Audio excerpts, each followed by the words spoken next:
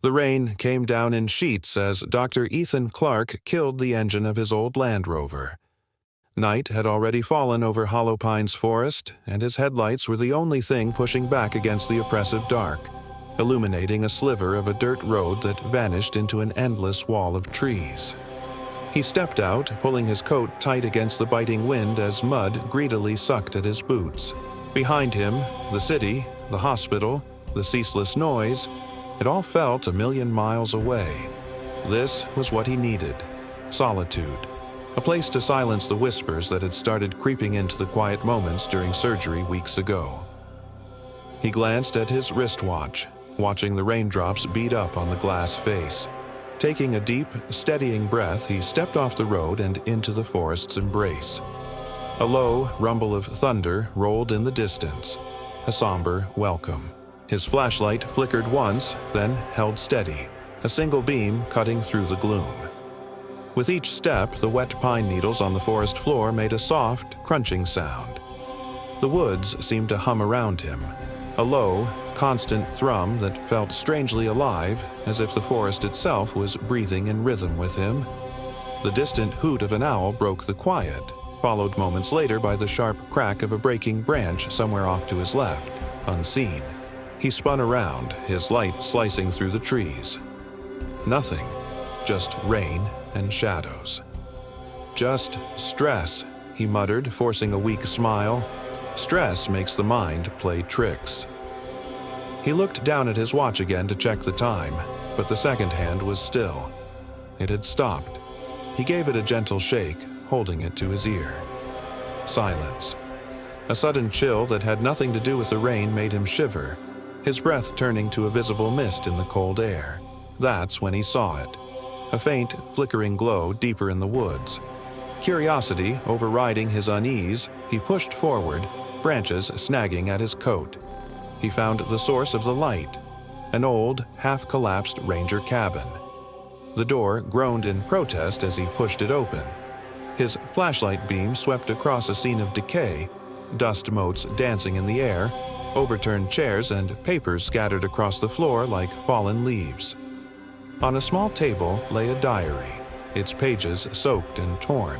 He picked it up carefully. Only a few words were legible on the first page, scrawled in a frantic hand. "Don't stay after dark." He let out an uneasy laugh, pocketing the diary. It was just a creepy old book in a creepy old cabin. The wind howled through the gaps in the dilapidated roof, and he set up his small battery-powered lantern on the floor, its warm light pushing back the oppressive shadows. For a moment, the silence in the cabin was so heavy it felt physical, pressing in on him. Then a new sound began, a rhythmic drip, drip, drip, from the far corner of the room. He followed the sound, his light landing on something that made his blood run cold. It was an old IV stand, rusted and leaning against the wall, a length of tubing still attached. As he stared, the whispers started again, not in his head this time, but in the air around him. It was a soft, sibilant sound like static, and it was shaping itself into his name. "Ethan!" He spun around, heart pounding. The room was empty. A sudden, brilliant flash of lightning lit up the cabin, and for a half-second, the doorway was no longer empty. A figure stood there, silhouetted against the white light, wearing a long medical coat. A deafening crack of thunder followed, drowning out his own choked scream. When the world righted itself, the doorway was empty again. He was breathing hard, clutching the lantern so tightly his knuckles were white. He was alone. He had to be. He was miles from anyone. He fumbled for his phone, flipping it open. No signal. Of course. With trembling hands, he pulled the diary from his pocket. He opened it to the first page again, his light shaking. But the page wasn't the same. Beneath the original warning, a new line had appeared, written in what looked like fresh ink. "You came back." His throat tightened. Panic seized him. He bolted from the cabin, back into the driving rain, his flashlight beam jerking wildly. The forest didn't feel quiet anymore. It felt alive, watching him. The branches seemed to shift and twist, the tree trunks leaning in closer as if to block his path. He found the faint trail he'd made and ran, mud splashing, desperation fueling his flight. He just had to get back to the car, but when he burst through the tree line where he'd parked, the Land Rover was gone. All that remained were muddy tire tracks that ended abruptly, as if the vehicle had simply vanished into thin air. A thick, unnatural fog began to crawl up from the ground, coiling around his ankles. From the depths of the fog-shrouded woods, he heard the echo of a child's laugh, a single, clear note that was cut short. "Hello?" he whispered, his voice trembling. "Is someone there?" Something small and fast moved behind a tree just at the edge of his vision. He swung his light toward it, and for a fraction of a second the beam caught a pale, gaunt face before it disappeared. He yelped, dropping the flashlight. He scrambled to pick it up, his fingers fumbling in the mud. As the beam flickered back to life, it fell upon a weathered wooden sign nearly swallowed by ivy. He leaned closer to read the faded letters. Hollow Pines Research Facility. Closed since 1989. Confusion flooded him. A research facility? He'd researched the area before coming. There was no mention of any facility. Then he heard it, a grating sound of metal dragging on rock. He followed the noise, his light trembling. Tangled in a mess of vines lay a rusted hospital bed frame, its wheels slowly, impossibly turning. His gaze swept the surrounding trees, and he saw them. Papers nailed to the trunks, sketches of human brains, diagrams of electrical signals, and old, typed patient notes. He ripped one down. At the bottom, they were all labeled with the same set of initials: E. C. Ethan Clark. His own heartbeat pounded in his ears, a frantic drum drowning out the sound of the rain. Another crack of thunder split the sky, and in the flash of lightning, he saw a silhouette standing farther down the trail. A silhouette of himself. He blinked, and it was gone. "This isn't real," he whispered, a desperate mantra against the encroaching madness. And this time, the forest answered him. It was his own voice, echoing from the trees around him, calm and clear. "Then why are you still here?" Pure, unadulterated panic took over. He ran. He ran blindly through the mud and tangled undergrowth, branches tearing at his coat, his face. He tripped over an exposed root and fell hard, his lantern shattering against a rock.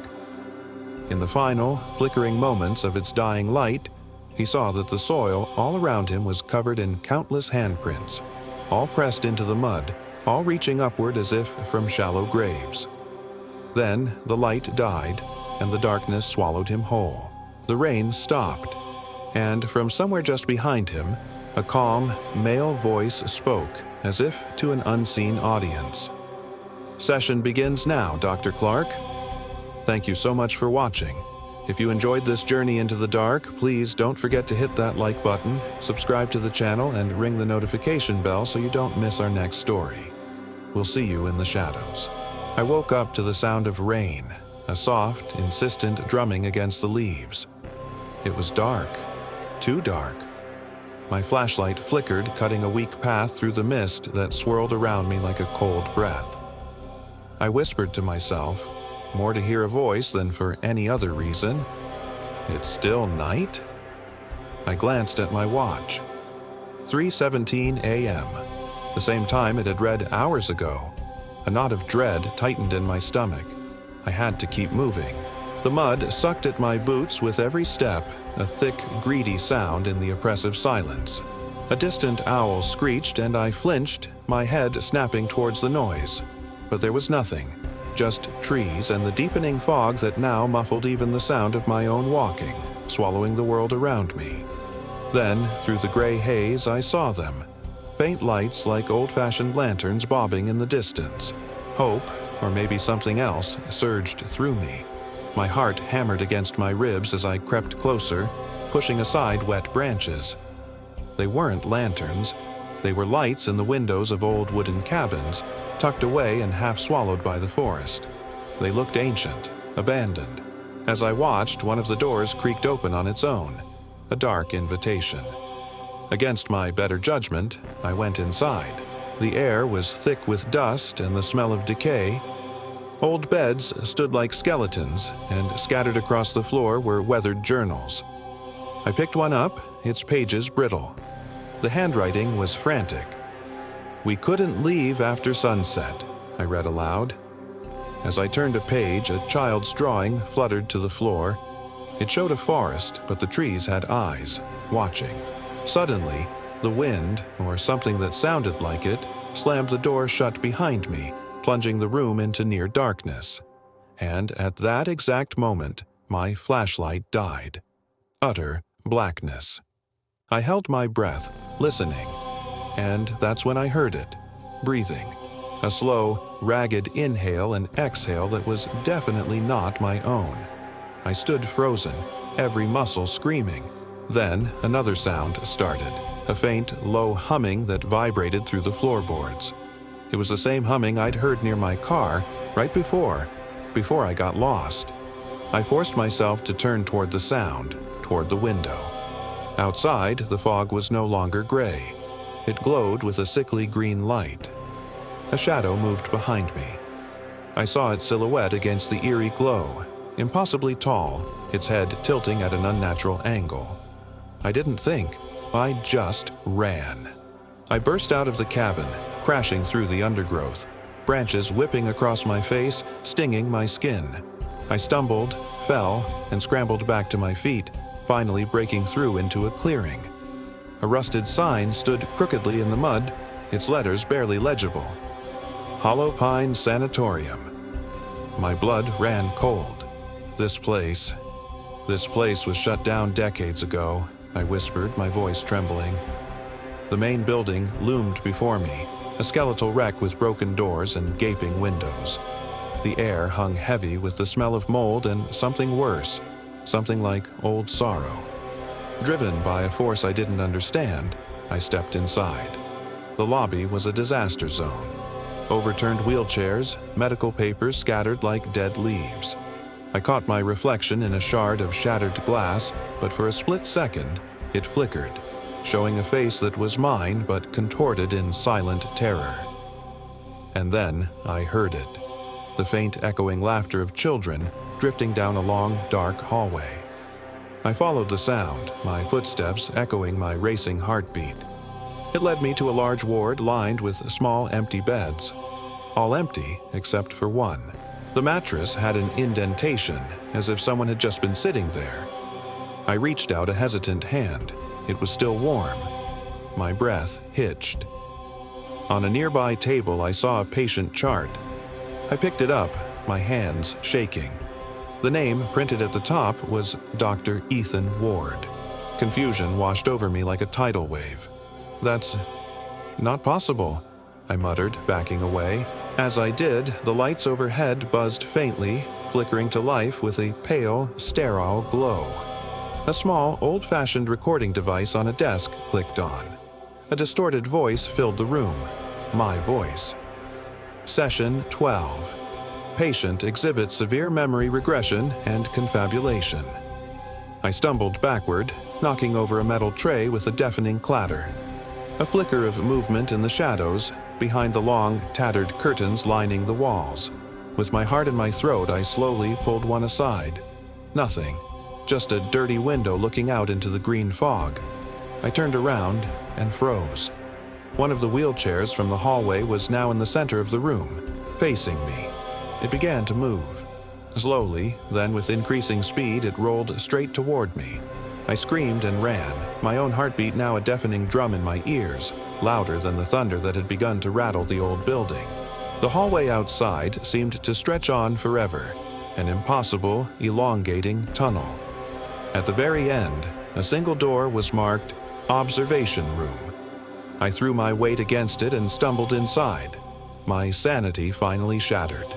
The room was filled with old television monitors, and on every single screen was me.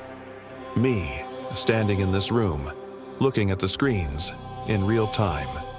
A whisper slithered through the air, seeming to come from everywhere and nowhere at once. "You never left." The screens all flickered and died, dissolving into a sea of static.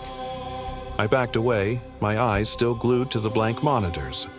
In the reflection on the dark glass, I saw someone standing right behind me. I spun around. There was nothing there, just the empty room. But then I looked down. On the floor lay my stethoscope, the one I'd lost days ago. And from the bell, something dark and thick was dripping slowly onto the dusty floorboards. A crash of thunder shook the building, and the lights overhead exploded in a shower of sparks. I ran. I ran out of that cursed place, back into the lashing rain in the forest. And then, silence. The rain stopped. The wind died. The forest was perfectly still, holding its breath. I looked back over my shoulder. The sanatorium was gone, vanished, as if it had never been there. Only the ancient trees remained, and I could swear I heard them whispering my name on the wind. Ethan. Ethan. I looked down at my wrist, at the watch that had been frozen for so long. As I watched, the second hand ticked once, twice, and then stopped for good. And I stood there, lost and trembling in the heart of a forest that knew my name, unsure if I had ever truly been anywhere else. Thanks for watching. If you were captivated by this journey into the unknown, don't forget to hit that like button and subscribe for more stories that explore the darkness. Stay safe out there. The rain fell in cold, relentless sheets, blurring the world into a watercolor of gray and green. Where the Blackwood Sanatorium was supposed to be, there was nothing, just an empty clearing, as if the building had been plucked from the earth, leaving no scar behind. The trees swayed, their leaves whispering secrets I couldn't quite catch. "This isn't real," I muttered, my hands clamping over my ears, trying to block out the unsettling hum of the forest. I glanced at my watch. The hands were frozen. 3:17. They hadn't moved in what felt like hours. There was only one way to go. A narrow dirt path snaked into the woods, disappearing into the shadows. I had to follow it. Fog, thick and milky, curled around my ankles like living smoke, chilling me to the bone. And then I heard it. A deep, rhythmic thump, like a giant heart beating somewhere in the earth beneath me. I fumbled for my flashlight, its beam cutting a nervous path through the gloom. Nothing, just endless trees and the suffocating dark. My light caught something glinting on a tree, an old trail marker, rusted and peeling. It read, Camp 9. I didn't remember any camp on the map I'd studied. A soft humming started, drifting between the trunks. It was a woman's voice, melodic yet hauntingly sad. "Hello?" I called out, my voice sounding small and fragile. The humming stopped instantly. A profound silence crashed down, so complete it felt like a physical weight. Even the rain seemed to hold its breath. Every footstep I took was an explosion of sound, a crunch of wet leaves, a snap of a twig. The feeling of being watched prickled the back of my neck. I risked a glance to my side. For a split second, I saw it. A shape, dark and indistinct, moving parallel to me, just beyond the reach of my light. I picked up my pace, my walk turning into a panicked jog. The sound of breathing joined the rhythm of my own frantic heartbeat, but it wasn't mine. It was close, right behind me. "Who's there?" I yelled, my voice cracking with fear. The only answer was a faint giggle. It sounded like a child, but it was hollow, empty of joy. That's when I ran. I bolted through the trees, branches whipping at my face, not caring where I was going, only that I was getting away. I burst through a thicket of thorns and stumbled into a clearing, an abandoned campsite. Tents were collapsed and rotting, the ashes in the fire pit were stone cold. It looked like it had been deserted for years. My foot caught on something hard, half buried in the mud. A camera. Old, but maybe it still worked. I wiped the lens clean and pressed the power button. The screen flickered to life. The last video was still playing. It was a shot of a tense interior. A man was sleeping. It was me. My blood ran cold. I dropped the camera as if it were on fire, my whole body trembling. Then the whispers started again. Not one voice, but dozens circling me, coming from all directions. "Ethan, you stayed," they hissed. I looked up. The trees seemed to lean in, their branches like skeletal fingers reaching for me. I had to get out. I heard the sound of running water nearby and scrambled toward it, desperate for any landmark, any escape. I broke through the tree line and saw it. A river, glowing with a faint silvery light beneath the fog.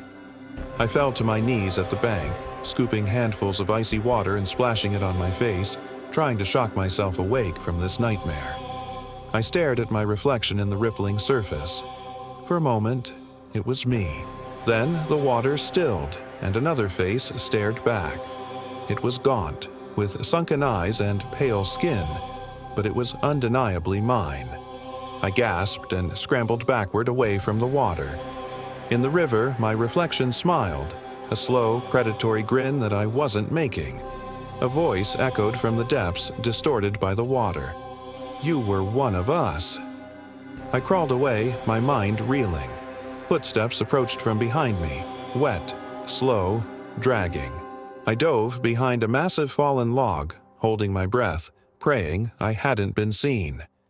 A figure shuffled past my hiding spot. Bare feet slapped against the mud.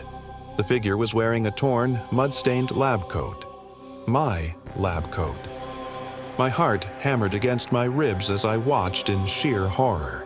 The figure stopped, turning its head slightly, and whispered in a voice that was a dry rasp of my own.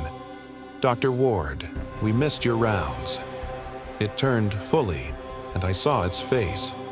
My face, but the eyes were lifeless, milky white and staring into nothing. I didn't scream. The sound was trapped in my throat. I just ran.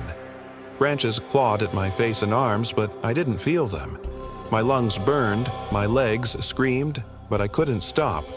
I stumbled again, this time over a rusted metal sign half swallowed by the undergrowth. Restricted area.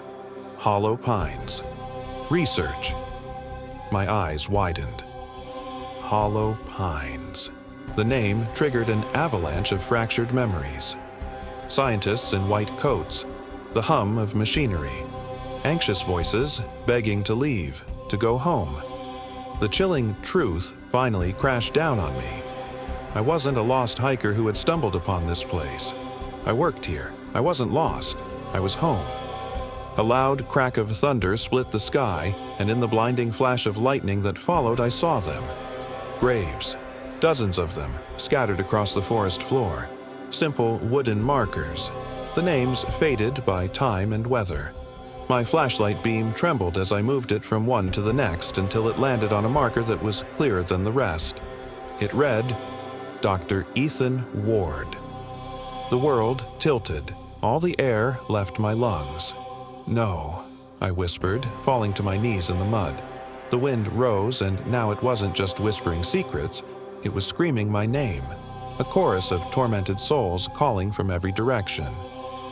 The shadows on the ground writhed and stretched, crawling towards me like pools of black ink. I tried to stand, to run, but roots, thick as snakes, had twisted around my ankles, holding me fast. The entire forest was moving. Branches bent unnaturally, reaching for me. Eyes, glowing faintly, opened in the bark of the trees, all fixed on me. The whispers merged, swirling together into a single, deep, resonant voice that shook the very ground. "You made us eternal." A scream finally tore from my throat as I struggled against my bonds. The forest pulsed with a soft, green light, seeming to drink in my terror, to feed on my cries. My flashlight, still clutched in my hand, flickered one last time.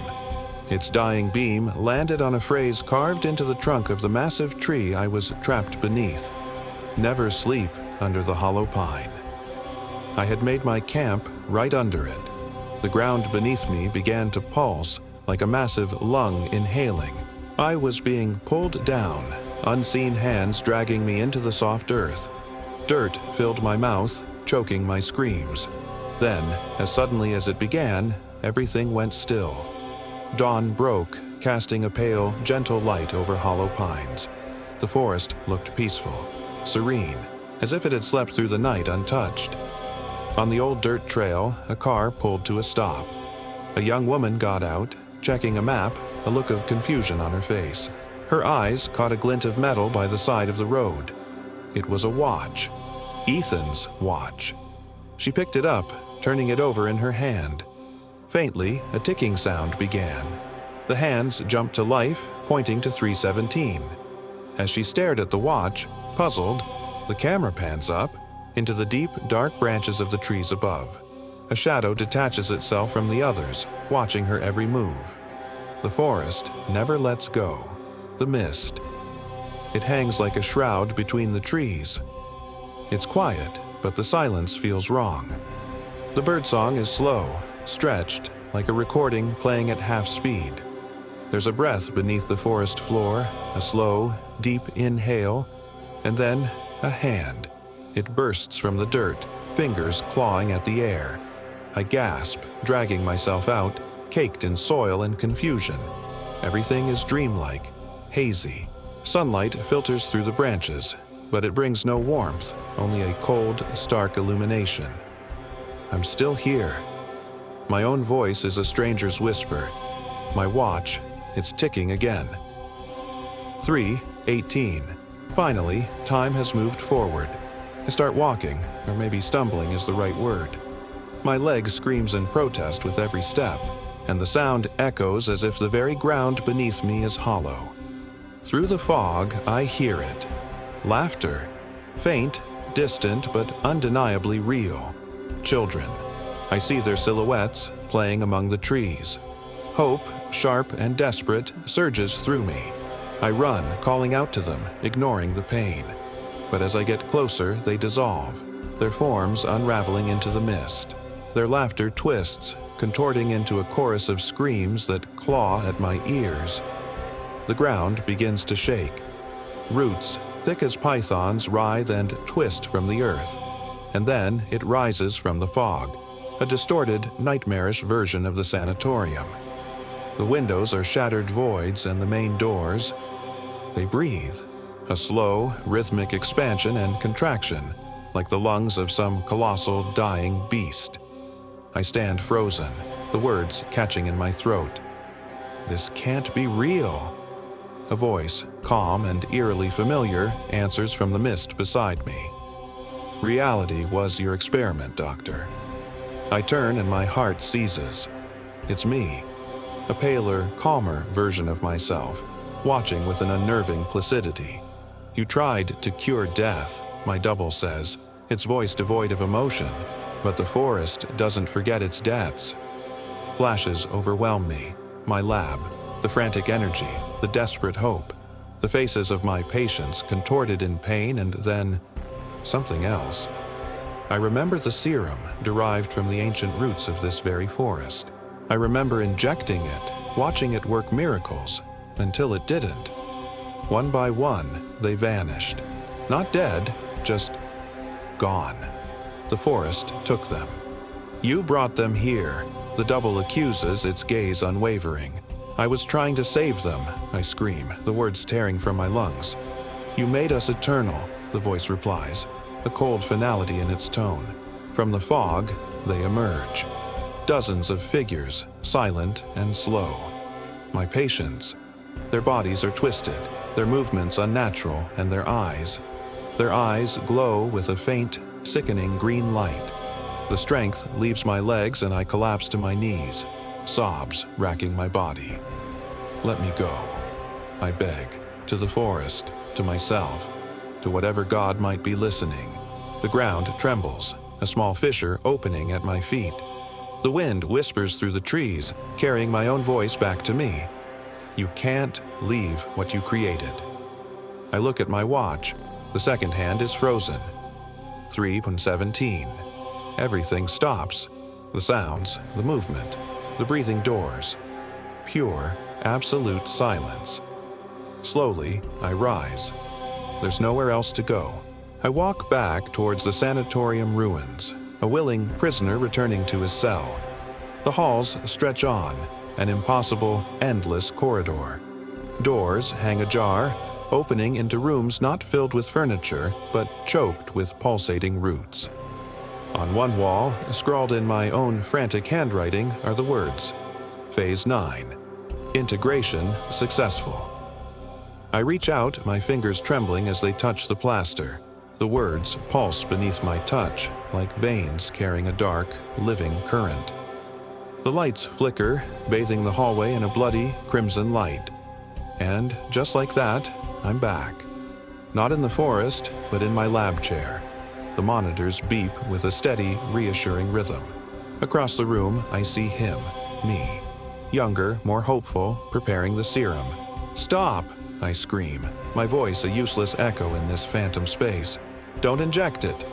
But he can't hear me. He lifts the syringe. The needle pierces the skin, and the world shatters.